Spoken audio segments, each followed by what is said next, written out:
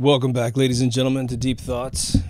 Coming to you live from the lounge. Not really live, but I'm alive. Is that good?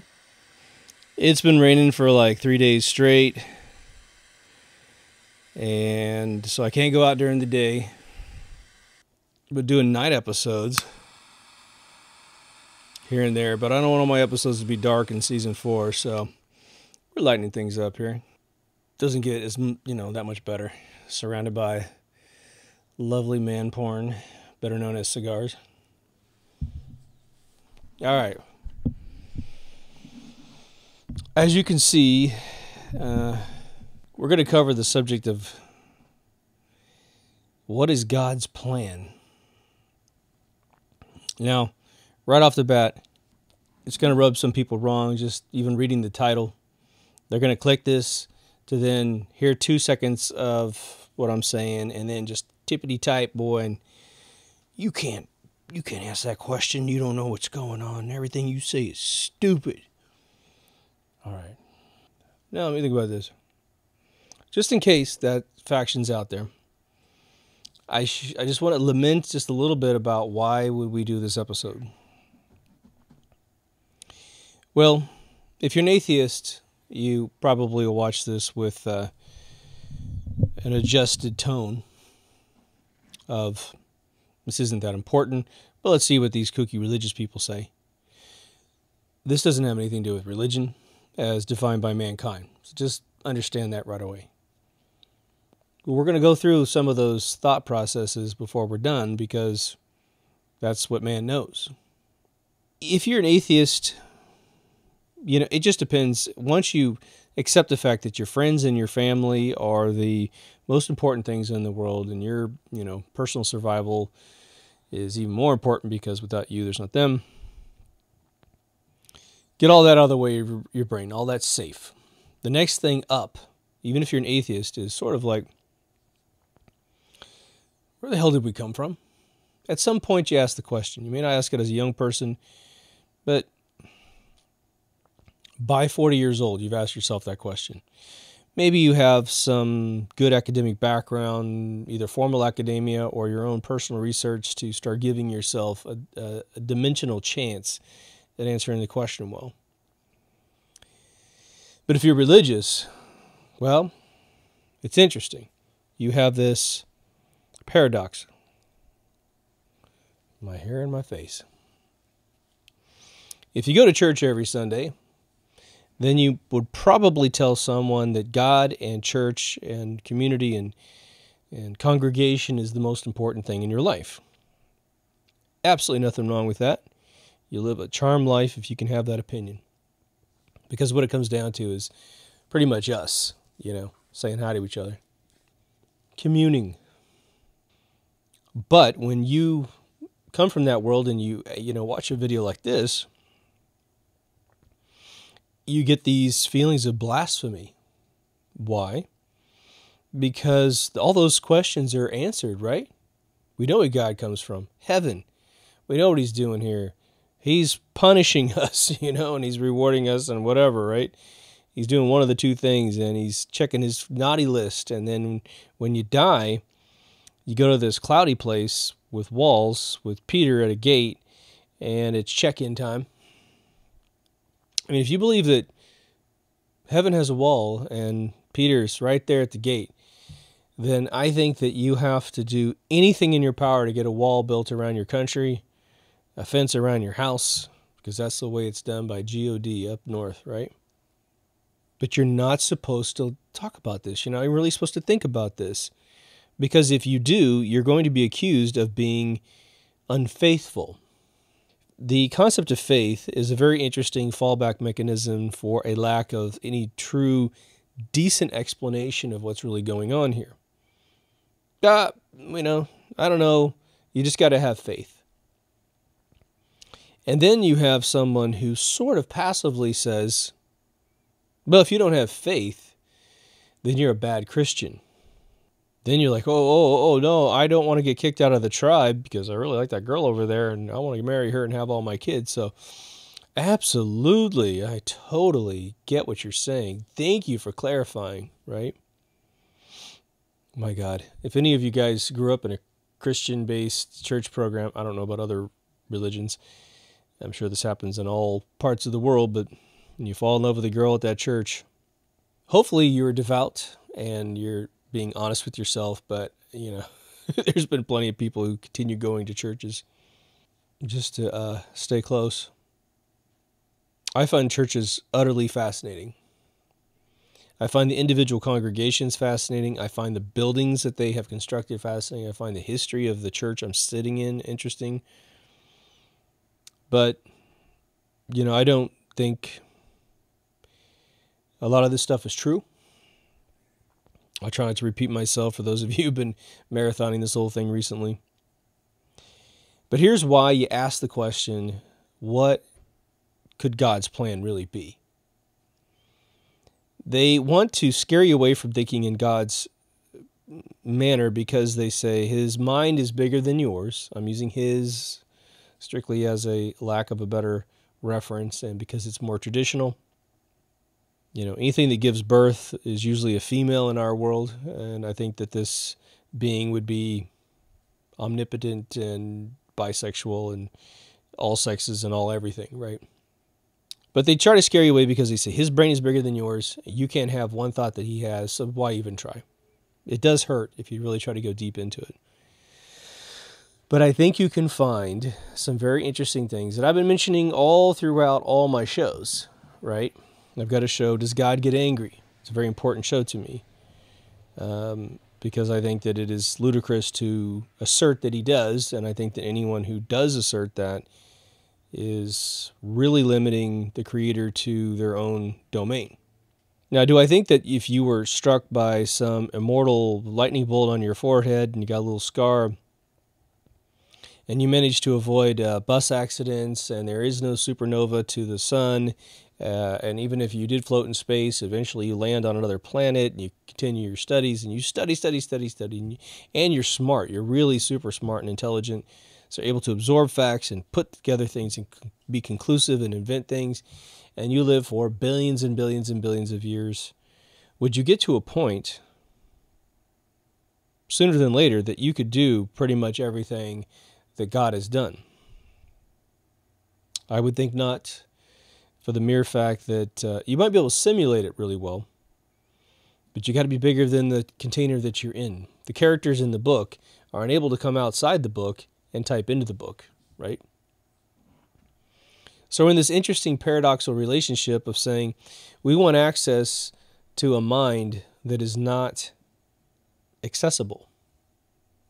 At most, I'm sort of throwing some assumptions out there to set up a paradigm of which we will destroy.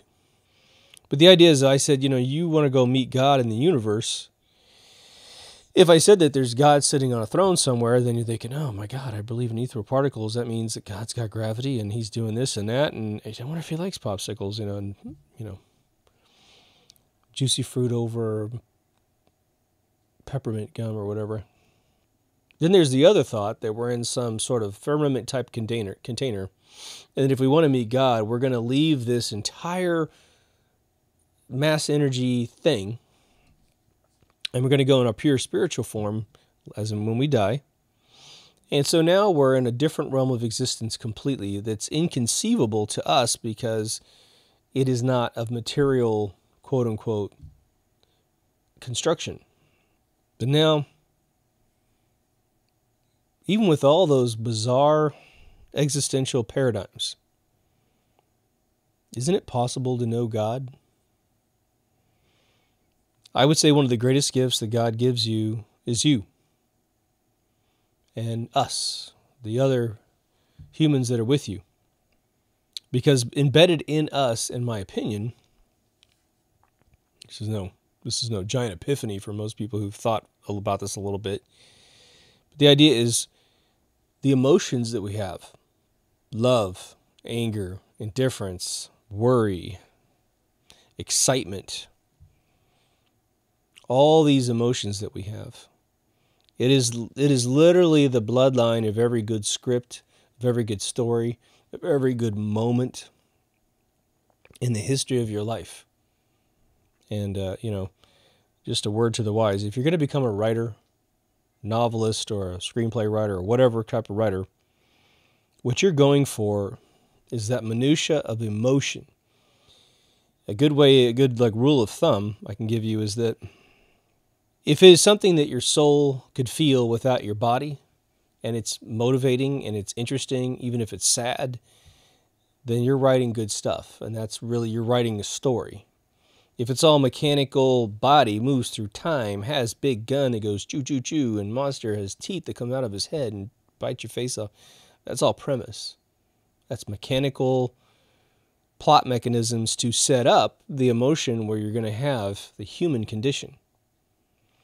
And that is the pool by which we start analyzing ourselves as to, okay, how could you be of utter design from an intelligent being?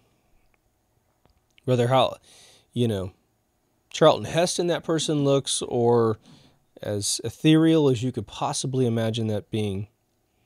How could you be designed by that being with the algorithms that you have to exist? Because there's going to be a bunch of physical questions we have about our existence, and there's a bunch of mental conditions / spiritual conditions we have as well.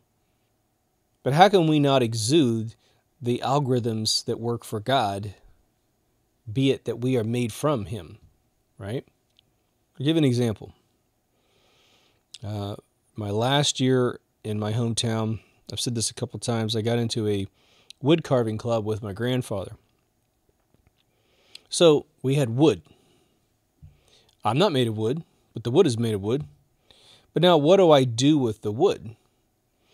I, like everybody else in the room, carves it into one of many things that are in my world. One kid did this cowboy 1,000,000 times. It's like he's got his guns drawn, and there was a pattern to it, and he did it several times until he got it right. When you start out, you do like ducks. That's what my grandfather and I were doing. We make that thing something that we understand. Now, we could leave it as a tree and go, "Here, I bought this huge tree in the house, honey." But she'd rather have it carved up into small little pieces, right?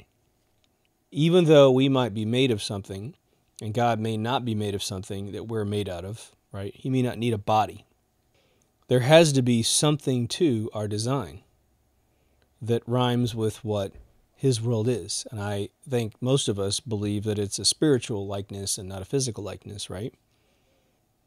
What's interesting about exploring a higher being is that the archetype I've always used on this show is the smartest human beings that I know, on a social level at least, especially a social level. People that I studied, my dad's good friends, they were just the coolest dudes on planet Earth. One of them never got angry. Ever, ever, ever. I mean, he might get angry in his chest. I don't know. But I think he always found a way to stay cool. He still is. He's the coolest dude on planet Earth. And so when I look at a guy like that, it's like he's not perfect. He's human, and he has his own strengths and weaknesses, just like all human beings. But if he can remain calm, cool, and relaxed, and intelligent and sentient, right? He's not like comatose or anything. And once I found out that he wasn't angry because he has perception of the events that occur that would normally make us fly off the handle, he had a much cooler interpretation.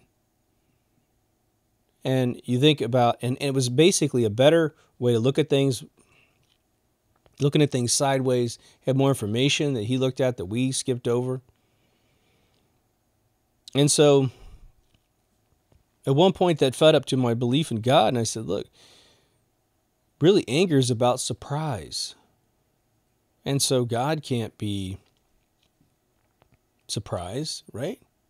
How's it even possible? You control every single particle in the universe, and you're going to be surprised at what happens? Well, that would be something like God created the universe, and it's much bigger than Him, like humans creating Deep Thought, the computer, and it's bigger than them, and so it can do things that they can't do, and so they just sit back and watch, right? All right. I've often asked you guys, in a different way, actually I've said it. I developed this philosophy for myself like 5 years ago, which was essentially The universe doesn't need another trivial human being. That's an inspiration. It's not a slam towards anybody. It's my motivation for being something bigger than average, bigger than my average, not your average. Your average could be way above me, right? And when you're in Los Angeles, California, what's interesting is you see people that are succeeding at a level that is just breathtaking. And yes, there's the shyster who's living way outside of his means. That's what I call Orange County disease, Orange County, California. I smoke at other lounges too, and one of them says he's a 20,000-aire. They usually define as someone who's like, hundreds of thousands of dollars in debt. Yes, he's driving his Lamborghini. It's all on the edge of repossession and foreclosure, their houses and stuff. But for the moment, they're living in the special sauce, as they have defined it, material objects. But there are people that I know that have tons of money that are very God-fearing people in some cases fairly atheist. But they live on top of the world, and they take massive risks, and they focus, and they apply themselves on a just constant basis. Every year they're producing one or two massive products. Some of my people I know that have 2 television shows and a music career. And you're thinking, Jesus, how do you get time to record a whole new album and run 2 different shows, plus all this other entrepreneurial stuff, And so you have no excuse. I have no excuse to look at them and go, oh, and they're physically monsters and physically fit, right? And so you're like, geez, goes to the gym, does this, does that, constant pounding. Now, as Dr. Terrell said, the candle that burns twice as bright burns half as long, and you've burned so very bright, haven't you, Roy? We are all looking for motivation in life, as soon as Mommy and Daddy stop giving you everything that you want, you have to get motivated. Like I just said in a recent episode, I started working as a kid because I wanted to buy my own clothing. All my own stuff, my own music, everything. No one could tell me no. And it wasn't because I thought my parents were assholes or anything. I knew that they were working their butts off and they couldn't, I just knew the world wasn't about giving me money, giving me stuff. And so it was like the challenge was go do it yourself, When I had my physics teacher, Keith Gehring, my God, this guy, he's still alive. Amazing human being. He taught me, and this is going to get back into this is laying the foundation of sort of what the universe / God might have in store for us, right? But when my teacher was 13 years old, he wanted a telescope, can't afford it, so he got a piece of glass from some glass place, all rough, cut the top out of a tree stump, sunk it in there with sand and a towel, created sandpaper, and sanded one side of it, flipped it over to the other side of it, and put it inside of a tube, and made his own made his own lens telescope. At the high school, he built his own star projector. He drilled 2,100 holes in this, or at least 1,200 holes, I think, in all different drill bit sizes, so we'd have all the perfect light for each one of the stars, the lumens for each one of the stars. When he lowered the light on this thing, he built his own geodesic dome. He lowered the light on this projector, and I'm telling you, I was in a world-class observatory, looking at the stars. He even did the little tiny globes off to the side so you could project the constellations in a separate thing. I mean, the dude was ingenious, right? He wanted a keyboard, so he built one. I wanted a keyboard, so I programmed one. That's how I learned how to read music as a kid. So this whole thing of, you're in the Midwest, you don't have stuff, but nobody cares. You're a maker. You go and do it. You make it. Get your hands dirty.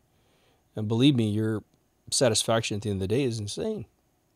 We're in this horrible situation now that the deep state has so fucked up this world and so destroyed the minds of children, both chemically, pharmaceutically. Their food supply sucks. Their education sucks. Their arts have been defunded, right? Parents are so overworked, they can't do anything. And so now we're 2 generations, if not 3 generations, past any parent that was creative. I think that parents, I don't know. I mean, all I can assume is when the kids say, Mom, I'm bored, it's like, here's my credit card. Go rack up some shit on the phone, Okay. Instead of like, well, go do something, you little lazy bastard. I bought you a bunch of toys, bought you some Legos. I've already built a Millennium Falcon. Well, build something else. Same parts. Go for it, right? You look at all the houses on the street. They're all built out of the same brick. It's the same brick, man. Maybe a few different colors. And then you kind of go back to your room and, you're like, oh, God, I got to create something, right? Where's the analogy with God there? Okay. Where's God? Where's God? I'm here by myself, doing an episode about the dude. Why doesn't he show up? Say right here. I assume he can get a day off from work, but he's not here, is he? I mean, we think we're living in the bowels or the bowels in the bosom of God. We live in His stuff, right? God leaves us alone, doesn't He? Because what if God showed up? We would live in this shitty Cortez socialistic world, wouldn't we? Where it's just, you're hungry, here's a food pellet. You're not entertained, here's some indoctrination and some propaganda. If any of you saw the Black Mirror, I believe it's the 2nd episode, 1st season, where they're all peddling bikes. That's what that world will end up being. You will pedal for credits. You'll have to spend your credits to not watch advertising on all 5 of your walls, 5 of your 6 walls. You'll become some weird oddity of the state. Whoever's at the tippy top gets to buy you, gets to give you a reality show and do some little naughty things to you on camera because that's what other people want to see, right? Remember THX 1138? Beatings at night of other people in this world was the entertainment. And they watched non-empathetically. They didn't cry. In fact, some had sex at the same time. They watched these beatings. A little bit of the ultra-violence. Let's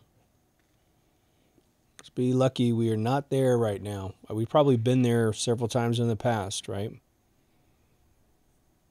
So we can establish the fact that God doesn't intervene much. But now here's the thing. In all my episodes about existentialism and mind over matter and manifest destiny kind of themes, I, for many years now, have thought that the most brilliant thing our Creator ever did was leave us with everything that's important. All the capabilities, all the tools that are important. Most namely being that we can control the universe. I mean, we don't have to run the world the way we're running it. In 1946, after World War II was over, this planet took a huge poop and relaxed and, was really cool with each other. The music was off the chain, right? The movies were off the chain. In fact, we made some pretty damn good movies during World War II. Snow White dropped in the Depression, right? So did Casablanca.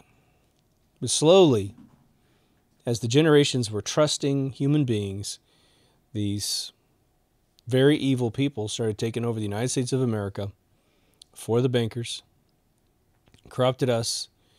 But the first generation that experienced it, my parents, the baby boomers, they believed it. And why wouldn't they? They're good people. You believe, you trust before you distrust, right? You don't have to earn trust with their generation. It's the other way around.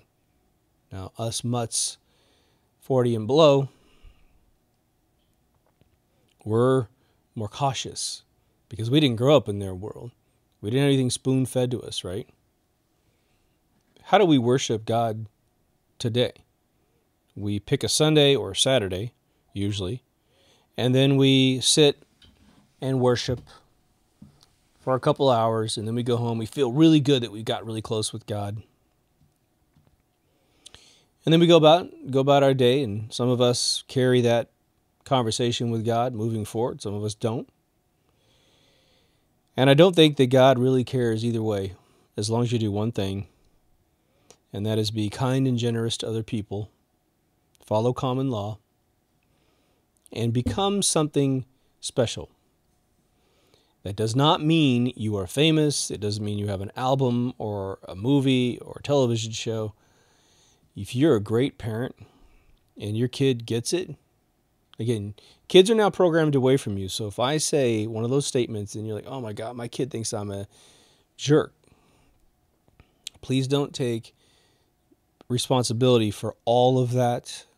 In some cases, some parents are horrible parents, and some parents are just neglecting parents because they're confused or they're overworked. There's a lot of conditions now that exist that will rip you away from your kid. But they're always telling your kid, money is love, money is love. Every Christmas, every birthday, every goddamn holiday that's a toy kind of holiday. If your parents don't give you money, they're either a failure at life because they don't have a lot of money, or they don't love you, right? I can tell you, having been fairly privileged to give my kid some neat little computers and that stuff so she could work on skill sets, it didn't affect her opinion of me. At no point does she wake up today and go, I love my dad. Why do you love your dad? Well, because he gave me lots of computers and art supplies and all this other stuff. No. If I taught her how to do something that she likes, then maybe that. But if I said, look, if she can just go, at least the dude never lied to me. As much as I didn't like hearing about chemtrails and other shit that my friends didn't know what the hell he was talking about, he never lied to me. And there's like a little attribute that may be valuable to her. And you have those same things, right? But now what do we have in terms of just the physical presence that we have, right? Well, it seems kind of silly to talk about it. As a scientist, you might say, well, we are made from the earth, period, because the earth is made of, earth has in its crust all these different minerals, all these different chemical elements that have all come together under different circumstances, crushing plates and heat and, big explosions supposedly in the depths of the universe that crush together huge atomic, compounds. But we do have this ecosystem of which we're built from. It's very interesting. Pretty much everything in this planet needs water. It's a very interesting common thing. Blue algae, which is rumored to be, one of the first multi-celled things on the coastline, it has to drink. Insects that can hibernate for a long time, they have moisture trapped in. Animals that hibernate for a long time, well, they amassed all that during the summertime and they go sleep perhaps in a cave and they got it all in their system. Slow down their heart, all that stuff. So, as a scientist, that maybe atheist, you just have to think, well, geez, we always assume that aliens look way different than us, but like I suggested in the evolution episode, number 2, I think that after studying the way that mass comes together and the way it rests due to gravity on a surface, you're going to get the penetrations which create limbs, you're going to get the pods of the bodies, and I think it's a very natural evolution as to how we're put together. On this planet, I think there's only a few things that have more than 2 eyes. Right? Spiders is like one of the first things, and then you've got a couple derivatives thereof. But most things survive off 2 eyes. Isn't that fascinating, right? And isn't it interesting that even though some animals and insects can swivel their heads backwards, and lizards, chameleon lizards, with their buggy eyes, they can damn near look behind them. An owl can turn his head around, but no animal that I know of has an eyeball out the back of their head. If you're an evolutionist, you might want to explain that, because I think the case for an eyeball out of the back of your head is pretty good. Now humans, we have hair, so we'd have to work out some bald spot there. But we never did it. Even though I'm sure that out of all the indigenous deaths that have happened in nature, a shit ton of them happen from behind, don't they? Right? You see that cheetah chase that elk? Hey man, yeah, a little eye out the back of his old back door. He'd see that dude coming. Be like, he's on me. Holy shit. Change the path, right? Okay. But just imagine. My kid's a chemist. I think that's awesome. She looks at a periodic table constantly. Okay. But those elements of a periodic table were, in my opinion, they're ethereal designations of atomic mass, in my opinion. She is not of that opinion yet. May never be. That's just fine. I love her to death. But God, this being, would have had to have chosen those elements to create other things out of, right? Because it's pretty hard to just bowl a bunch of random particles into the universe and then voila, boom, you get the universe. And I'll say this ad nauseum, I apologize, but Stephen Wolfram is the mathematician that created Mathematica, the application where you can do anything mathematical and render it into 3D models. And the guy is probably one of the most unsung geniuses this planet has ever produced in the last 100 years. But he wrote a whole book. It's called A New Kind of Science. I had to read this for research on a movie. I've said this to you a couple times, but it's about, 4 or 5 inches thick. I think it's a couple thousand pages. One of the gists that you get out of the book is that when you want to start the universe with something, right? He was trying to figure out how many particles in the universe are unique. We haven't been able to parse individual ethereal particles, let's just say.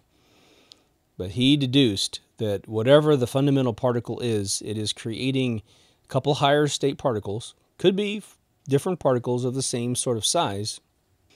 But what he figured out was you have to have between 3 and 4 unique particles in a universe to create utter randomness. Okay. Now we do have patterns here and there, but they're not patterns in the way that computers make patterns. So in his simulation software, he made a life algorithm with 2 different objects, 1 and 2, a binary system. Singularity binary system immediately patterned out, of course. Then he did 3 and 4, and he was able to achieve full randomness forever.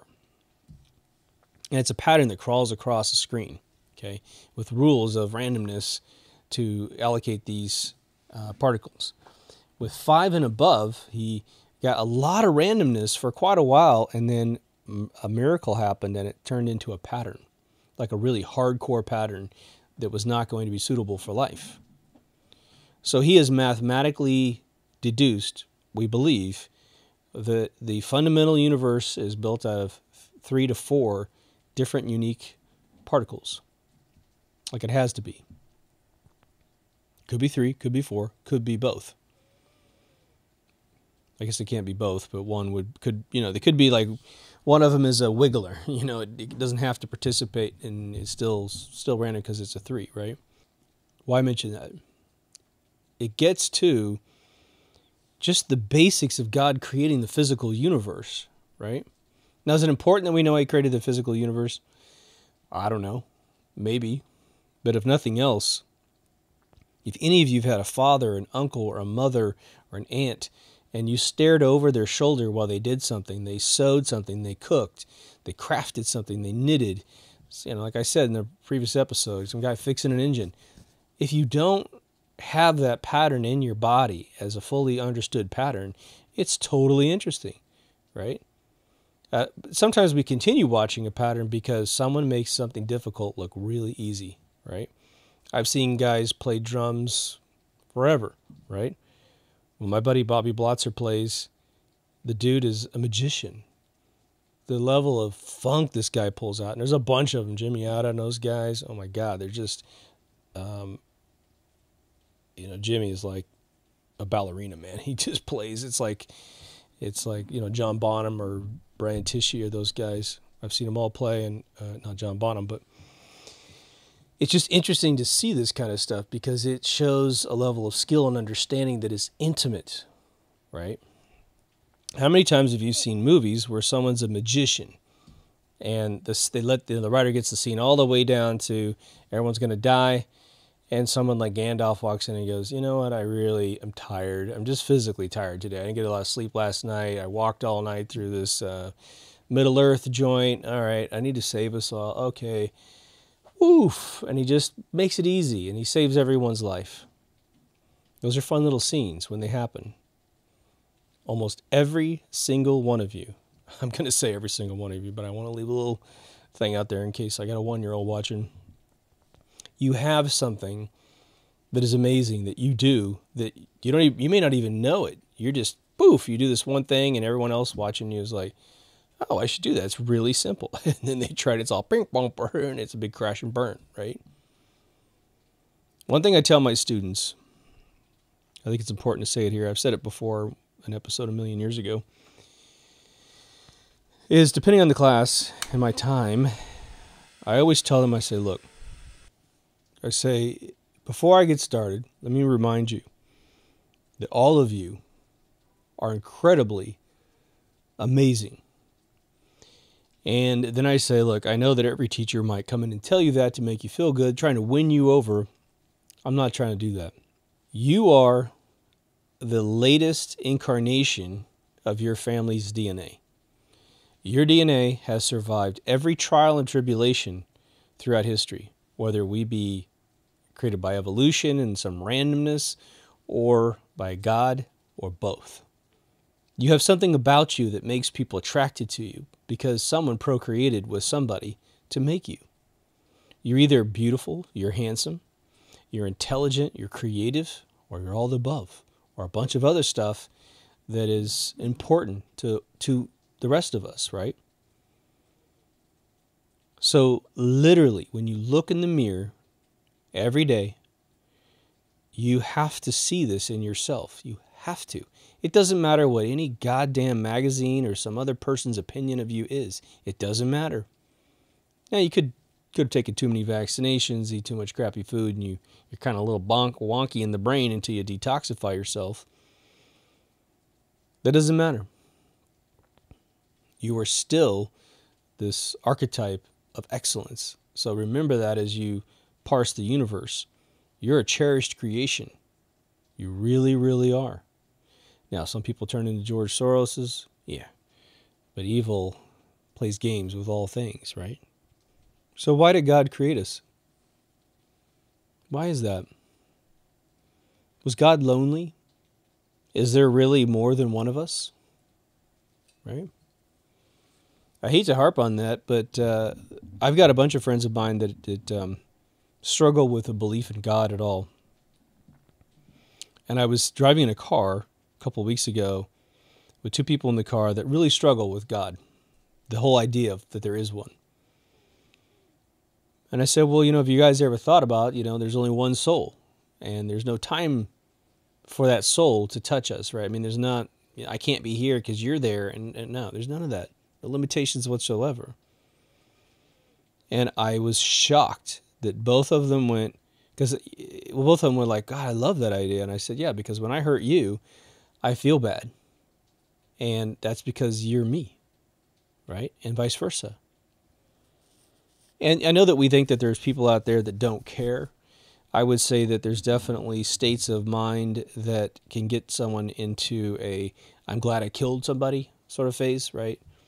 Because they built up a narrative in their mind that either is like an Iago out of Othello. He's just an evil bastard, but according to Iago, he's a good guy. Or there's military-industrial complexes which craft stories to keep us all at war with each other. Hence my last episode. Actually, I think I just gave away my next episode. It's coming. It's another night episode, so I want to do night, day, night. This isn't day. It's actually like 12 o'clock at night right now. But can we understand God? I mean, can we figure out why we're here? We have to assume that algorithm thing we've been talking about with ether, as it is above, so too is it below. And what that really means is there's one set of physics. Physics that makes water make a bubble is the same physics that makes gravity make an earth. It's just you can wave your hand inside water, pull it out, and go, wow, I'm wet. Look, I got raisin hands. Now, perhaps if you were as big as God and you waved it around ether, maybe you get little wrinkly fingers too. But you don't have to. If I said, where is the water around the bubble? Tell me. Well, it's right there. No, I want to know where each individual pixel or, like a little molecule of water is. And you're like, well, fuck, I don't know. It's like going everywhere. And I say, that's what ether is. Oh, ether can't exist. That's a bunch of bullshit. Just random shit flying in the air. Yeah, just like your water in your pool, or the water in your glass when you're watching all the bubbles come up through the carbonation. Same thing, pal. You see how that correlates between the two? Okay. We know the Fibonacci pattern. Go look at the reversing rivers in, what is it? I forgot that place in Canada. Once a year, the river goes backwards, goes up the hill. Lots of currents in that water. Just look up Canada reversing river and you'll find it, right? I dare not cut a clip into my film, otherwise some MFer will copyright strike me. It's really shitty with this whole copyright strike thing. You can't share anything because, somebody wants to get paid. And it's like, okay, dudes, I don't know how many people are sucking down the, what was it? David Copperfield's flying footage and the Hitchhiker's Guide to the Galaxy TV show series from 1980. It's on Amazon Prime, but I bet it doesn't get that many hits. And if I give you a reason to watch it, then maybe you'll purchase the product, right? But I believe that not only is it mathematical algorithms that show us how things work in this universe, it's spiritual algorithms that make us love each other. Right? I got my closing line. I believe I'm just paraphrasing. I don't think I'm doing a word for word, but it's from George Carlin. Well, maybe he did say it. He used to end his concerts and he'd say, take care of yourself and somebody else. And I love George, but George was a full-blown atheist because the Catholic Church had so destroyed him as a child that he set out his whole life to hate them and undo them, right? Very sad. He lost the ability to be deeply spiritual in a scientific way. Maybe. I mean, he never talked about anything other than that. He's a super fucking brilliant guy. Amazing. But that makes death kind of shitty, right? If you go into a denial state up until death, then you tend to do a bunch of kooky shit right before you die, don't you? Like, you've been a whole atheist your whole life, and at the end, even Steve Jobs did this, right? He was able to say at the end of his life, well, I think I do believe in a God. Again, I think his last words were like, oh my, oh my, oh my.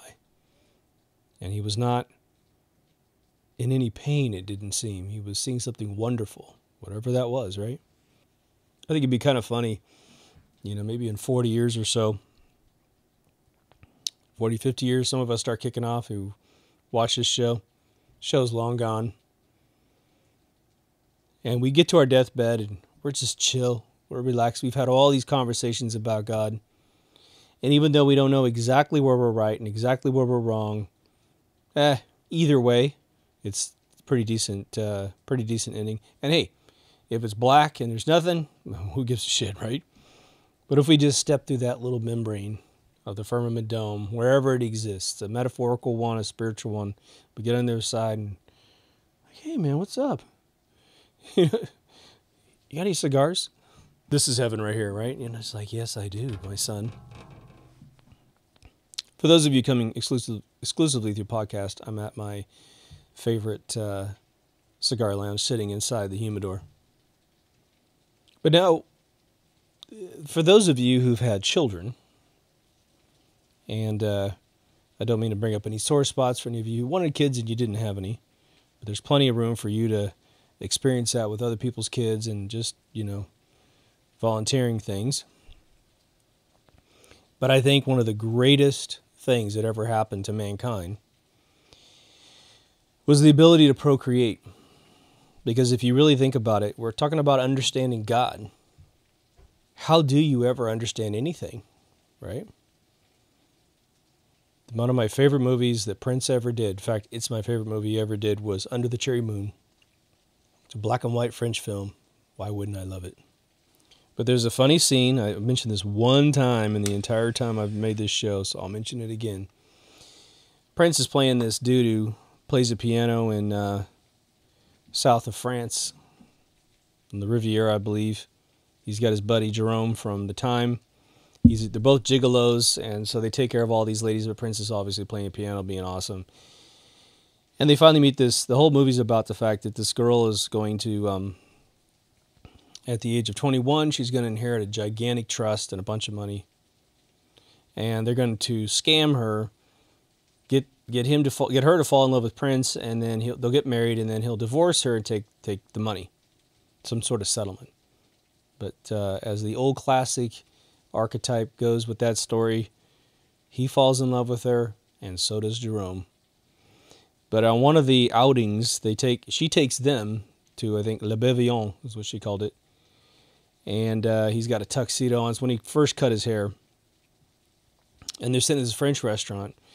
And she is essentially playing this aristocratic kid. She's definitely middle upper class at a minimum.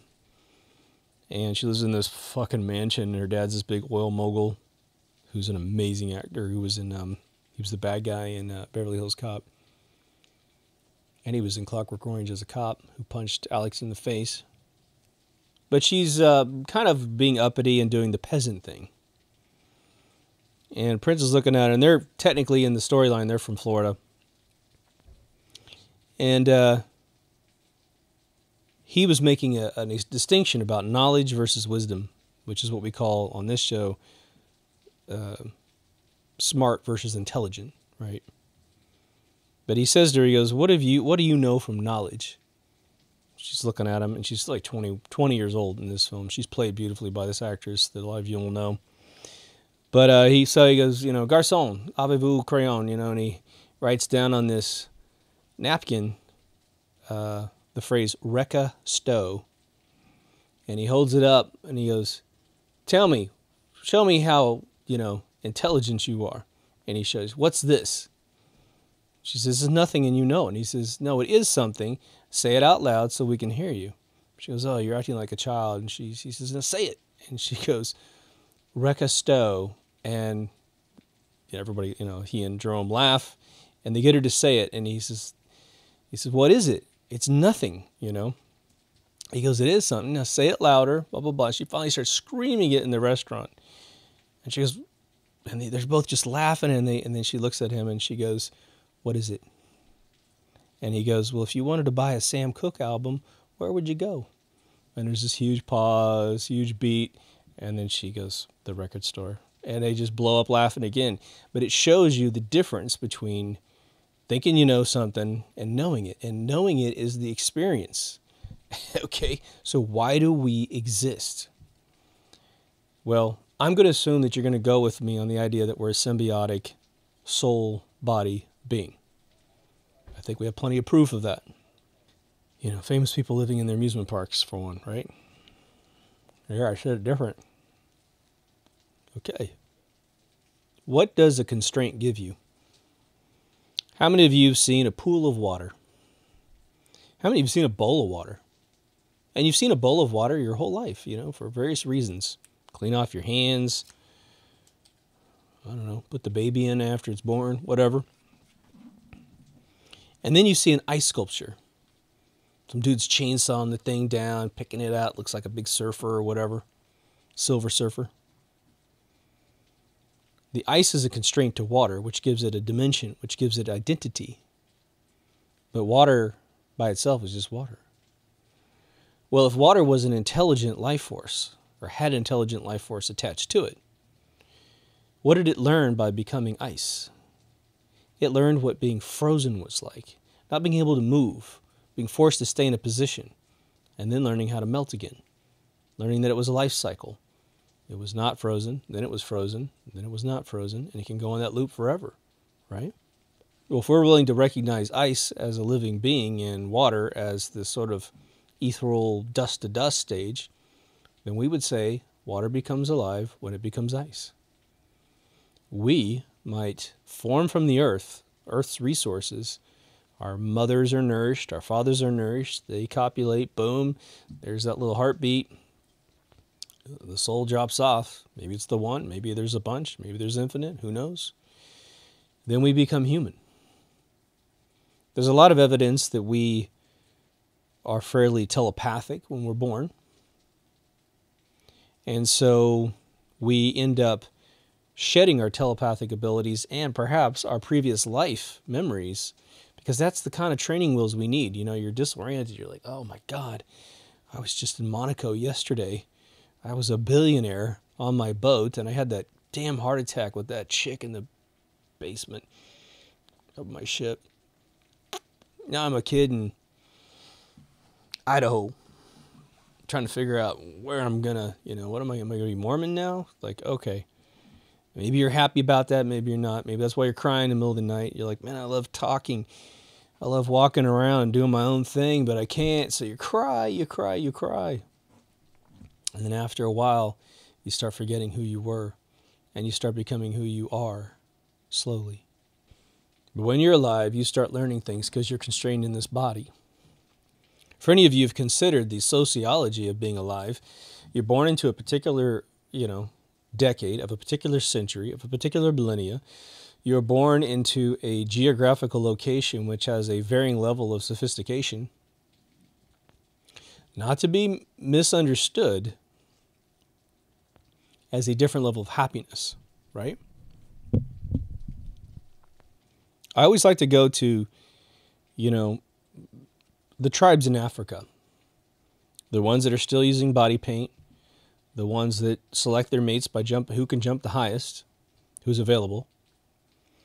I love those examples because you see smiles on these people's faces that we don't have in the big city. I mean, if you had a scratch off and you won $5,000, you might have a smile almost as much as the kid who has a smile all day long in Africa. And they're still hunting lions with spears, man.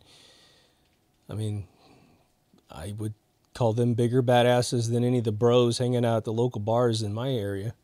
So it doesn't matter where you are. You get to have an experience relative to that area. Now, some people really journey away from where they're born, right? I think one of the most fascinating archetypes are the indigenous Africans that end up in Europe, and they're like supermodels. I mean, what a difference. I mean, I know not all of Africa is a tribe. There's more of it sophisticated than tribal, but what a big difference from being maybe poor, at least monetarily speaking, and getting to have pretty much anything you can shake a stick at, right? When you have a child, to get back on my point, you go through so many experiences. Think about the courtship of the person that you ended up mating with to create the child. Now, sometimes we have kids and it was maybe not as intentional as other times, and other times you planned it 10 years before you had the chance to have the child and you met the right person. And even though maybe you're not able to stay with them the rest of your life, you're like, that's the one. She's the one, or he's the one that's going to help me have a kid. Then your kid goes through their life. And you've already had your life up to that point. So you have all these proprietary experiences that relate to all those elements of sociology. And then you get to take, like I was born in Germany, lived there for a little while, moved to Kansas where my parents were from. So I got an awesome experience there, moved to Massachusetts for a little while, came back to Kansas, moved to California, went from southern to northern. And that's where my kid was born. So now my kid's being born in California. Then we all packed up and moved back south. But I watched my kid grow up in a world that I don't know what I would have thought about that. She's never been truly landlocked because she's always been close to the coast. She's always had amusement parks like Disneyland or something close by. There's always something else to do in these coastal regions, right? Beautiful weather all the time. She never had to deal with black ice highways and having to shovel your car out before you're late for work or school. All right, not a bad thing. It's a different thing, right? But there's all those little meticulous moments when you're a parent, when you're trying to give your kid the very best. They don't understand what you're doing, but you're trying to explain it to them as best you can. You were seeing the cycle of life not only as an individual, but with your child as well. Why is that? Why does all this exist? I think it's because without these individual paradigms, we don't get those lessons. What if you came back as a wraith? You never quite have a physical body. You're tormented in your form, and unfortunately you got to feed off the souls of other people or something like that. And you're like, man, it can't be bad to be a wraith because God made wraiths, right?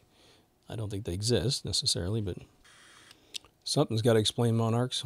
Oh, I recently wrote I recently rewrote a film of mine about the Irish hero Cú Chulainn. And in the rewrite, something stumbled into my mind while I was typing away. There's already a paragraph there. And the story is about two factions from Connacht and Ulster going at it. It's an ex-wife going after her ex-husband who's king. And she was banished to Concobar, which at the time was very, very tough to live in because there was no modern amenities. And so she jeopardizes the entire belief system of Ireland, which is their entire world. They don't know about the rest of the world at this point. And so the god, Lug, L-U-G, is looking down on this problem, and he's with his wife and his newborn up in the heavenly realm. And he's watching the king, talk to his elders, and they're planning what they're going to do about this new invasion that's going on. And he goes, this is really bad, honey. And, I'm paraphrasing. And she's like, why?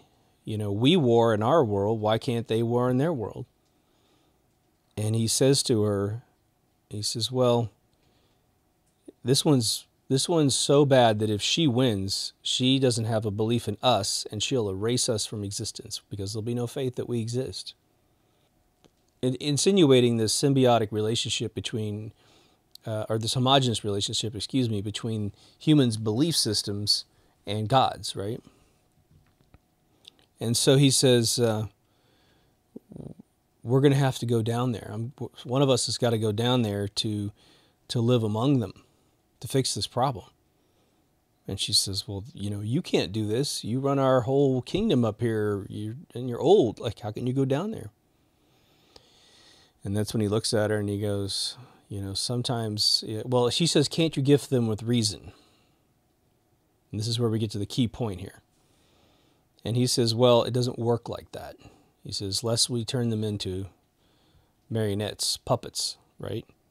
You can't just put your hand in a human being and make them do what you want them to do. Unless you own Obama. He said, no, one of us has to go down in flesh because we must show them by example how we do it. What's righteous, what isn't? What's important, what's not? What's at stake and what's not at stake?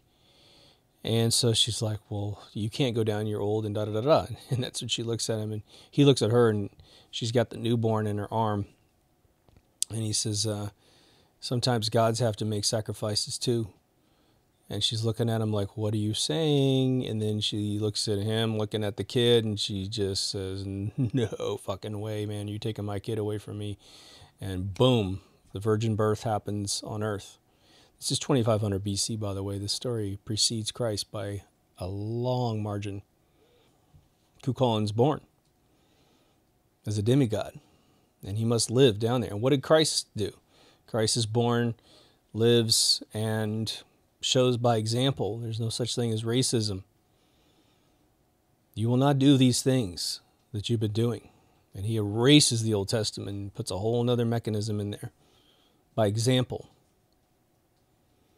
Well, that's an archetype that has been told, I think, 27 times in different factions of the world. It's an important archetype that it has truth to it. Like, again, if you're new to the show, I don't think Jesus ever existed, especially because I wrote Cú Chulainn. When I see everything that Christ did in my film, and it's based on a stack of research I did, was like 1.5 feet thick of paper. Not to mention a few books I had to read and a bunch of websites that weren't part of the printed out stack. But when someone asks me why we're here, it would seem that my best example for you is this. I am born as me. You are born as you. And let's keep the idea there's one soul, because that makes it a little easier for this analogy. Maybe there's not, maybe there is.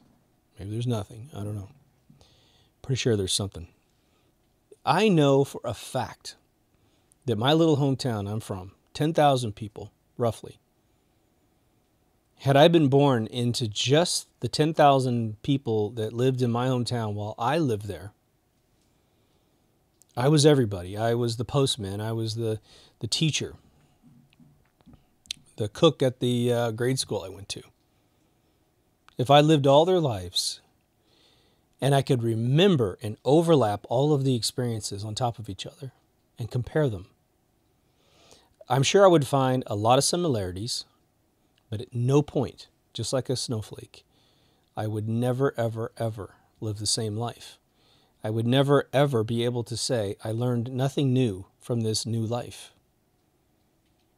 I would be able to say at all times, well, you know what? It was pretty similar to my neighbor that I lived next to, who was born the same day I was born, had the same number of kids, married the same lady, type of lady, not the same lady. But that's why I think we're human. Because the soul is like a dream, right? I dream at night, like I've told you guys a million times. And again, I am brewing up a new dream episode. I'm trying to focus the theme. But I dream a whole nother world. It is not this world, but it looks like this world. The people I meet aren't, I mean, they're very similar to the people in this world. But the one thing that I've noticed, and this might be part of the theme of the next episode about dreams. So here's your preview. What my dreams seldom have is challenge. I'm having a good time from the moment I get into a dream world to the moment I leave. And again, I dream in real time, so I don't know about you guys, but this bullshit about you have all your night's dreams in like 2 seconds, like bullshit. I go to sleep, I start dreaming, I'll wake up, roll over, hop right back in the dream, goes the distance. If I feel like I've slept 4 hours, then I've had 4 hours of this world, I get up, take a leak, come back to bed. It's all real time. But I realized the other day when I got up that these dream worlds are like, they're not as, I want to say it's not as satisfying as this world, because in the dream world, I have very little negativity of any kind. And, you know, when I was younger, you know, it used to be, I'd lose my car, someone ripped it off, or you found a girl I really liked, some dream person that doesn't exist, and we have an intimate moment of some kind, doesn't have to be sex or anything like that, and I fall in love with this person almost instantaneously because my mind is making the perfect girl for me, and then I lose her in the dream. So that's like the most conflict, but I haven't had any conflict in a long time. I don't lose my car anymore. It's crazy, and I don't meet people that mean that much to me. You know, I'll have a good time with everybody. It's just like a really good time. It's like a vacation that's perfect every time I go to sleep. But then I wake up and I'm like, oh shit, there are aches and pains in this world, right? You can throw your back out in this world. You could lose your job in this world. You could have something you want to do that you can't get done because you need other people to participate. Interesting. Big difference. So in my world, my dream state, you know, I'm always asking the question, why the hell do we sleep?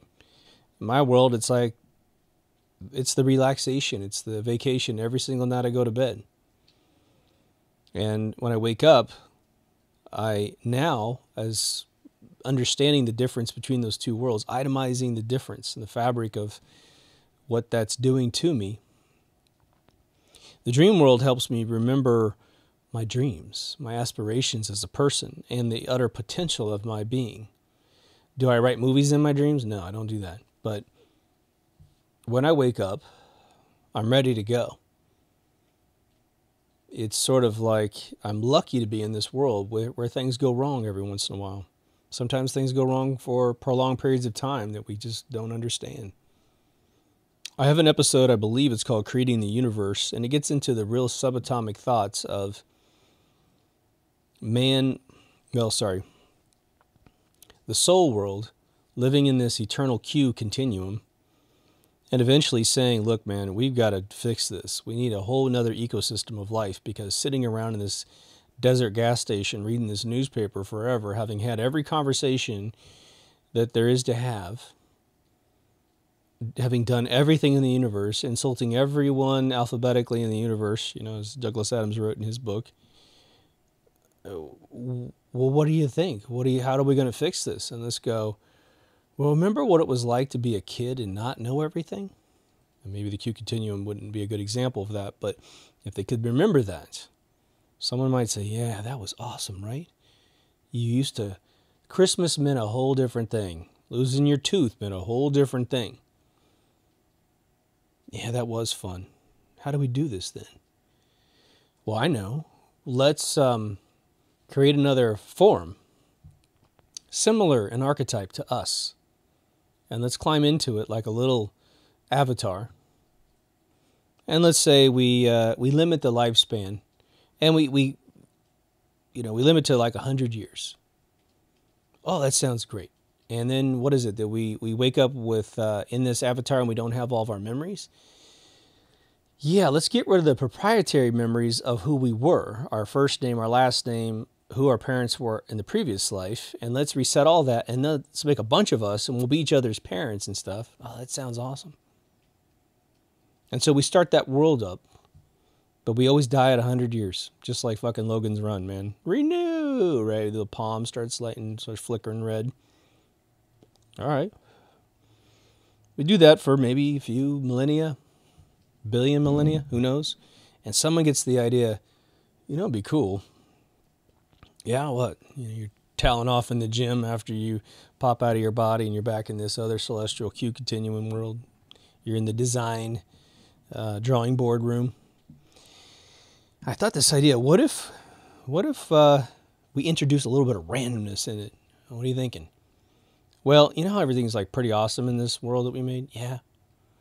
Well, what if we let, some stuff go wrong? Maybe you die at like 25 and, well, how would you die at 25? That's so young. I don't know, like that car thing we made? Yeah, what if it fucking hits you? Oh, yeah. But, I guess we'd have to make the bodies more fragile. Like, hey, have you seen this water balloon? Let's make one like that. Boom. Homo sapien sapien, right? But we introduced this random effect. And what does that do?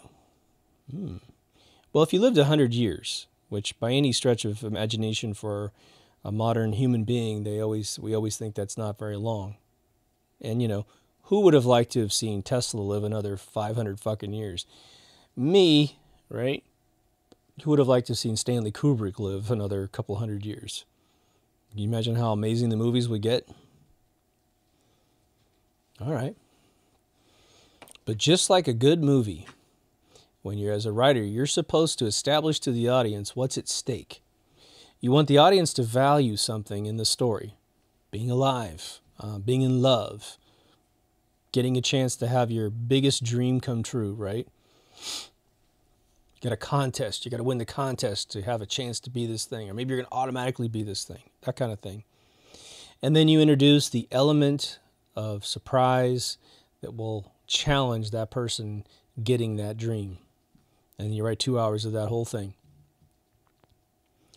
Well, if you wake up in this new world, this adjusted world, that says, well, all right, guys, you can die anytime you want.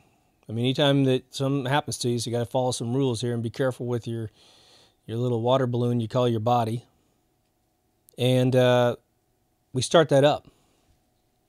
Maybe we don't even think it through that much. I'm being facetious, of course, but let's just go with that. And you get a best friend in the world, right? And your best friend dies in a motorcycle accident, right? At 19 years old. And you're like, oh my God, I love that dude. He's dead? He's gone? Meaning we don't get a chance to play pinball anymore? We don't get a chance to hang out anymore?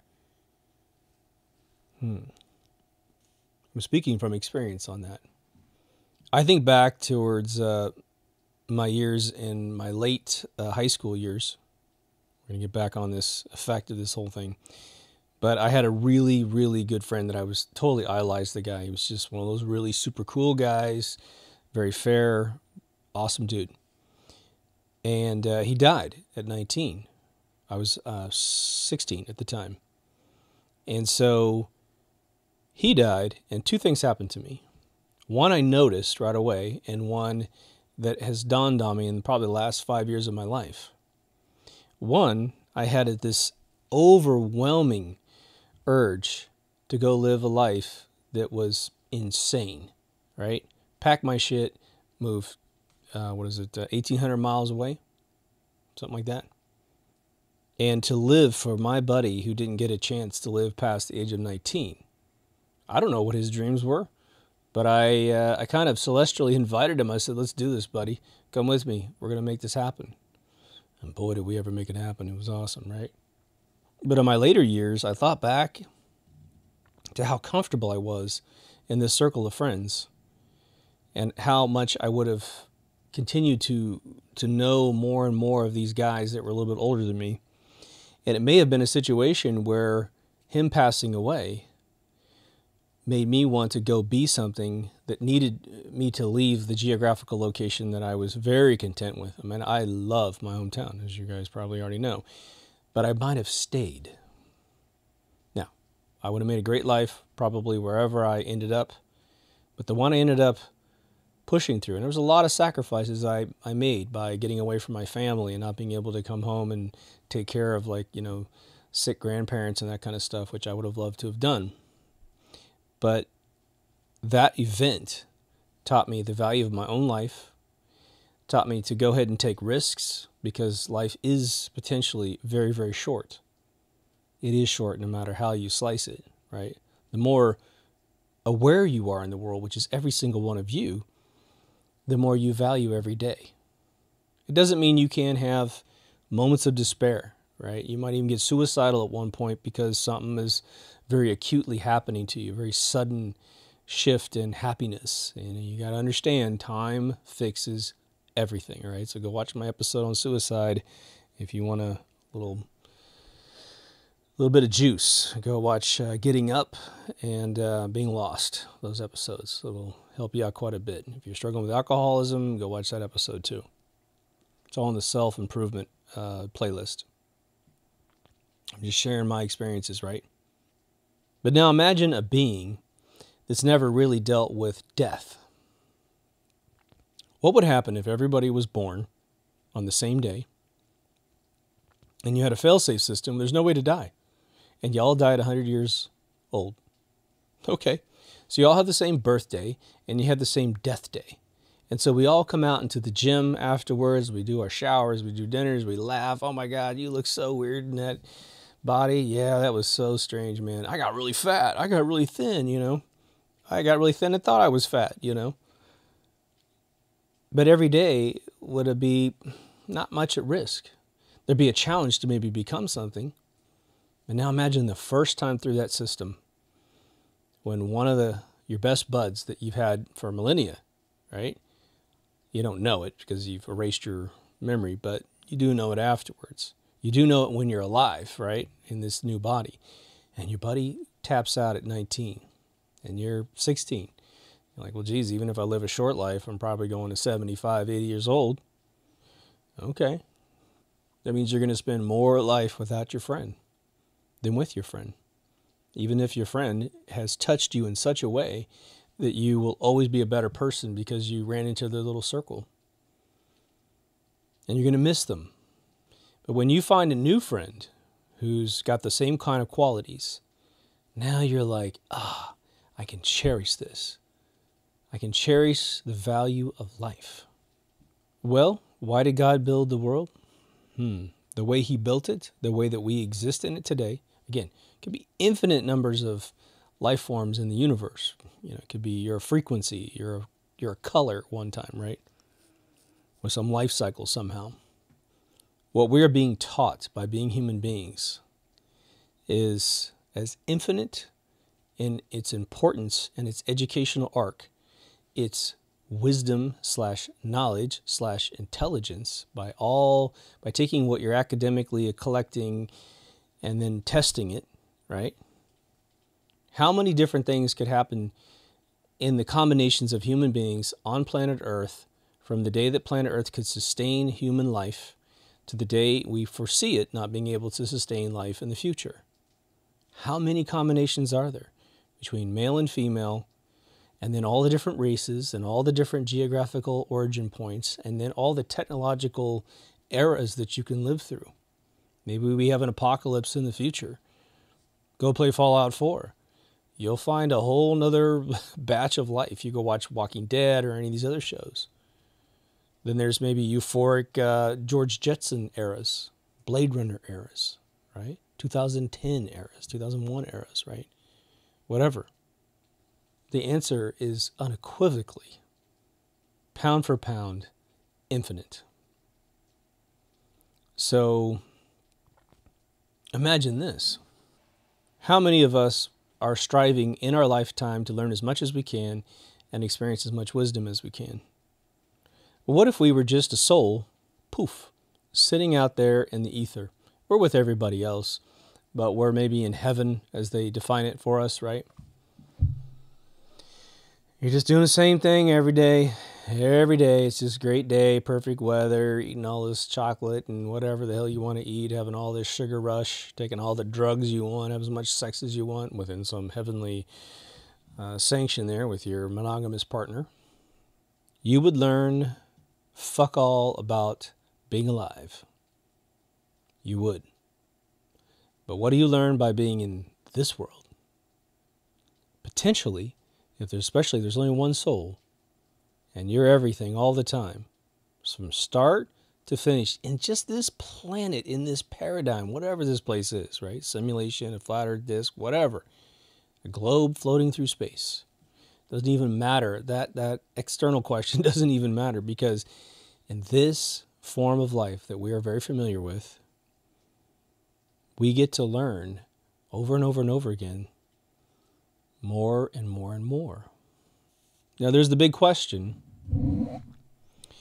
that is, are